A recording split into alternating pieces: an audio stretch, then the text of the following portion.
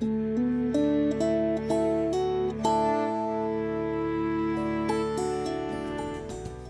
museum is a collection of our history and heritage of the seafood and maritime industries. We have exhibits relating to shrimping, oystering, crabbing. Then we go into blacksmithing, wooden boat building. We cover from the first time the Indians settled here up to the present day.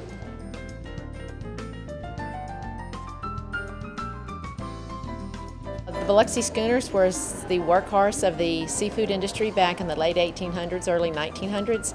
They were broad-beamed and shallow drafted because we're in the Gulf of Mexico and the Mississippi Sound, and our waters are very shallow. So of course the oyster beds are in shallow waters, and I mean some of the best shrimping were in shallow waters at the time when they were using the seine nets. They didn't have ice to begin with, so if they were caught out, of course they're under sail power only, and if they had a load of shrimp on board, the wind died, instead of it rotting on the boat, they would have to shovel it all back overboard. I mean, it was back-breaking, very hard work to be in the seafood industry back in those days.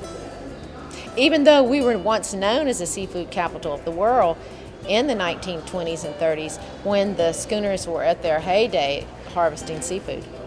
Of course, when the motor came to be in the late 1930s or so, that's when they started cutting the bowsprits off, cut the mast out, and then that's what came to be was the lugger, and then eventually the trawler. I think they will come away with a broader sense of just how hard it was to make a living in the seafood industry, and that's what built Biloxi and the Gulf Coast.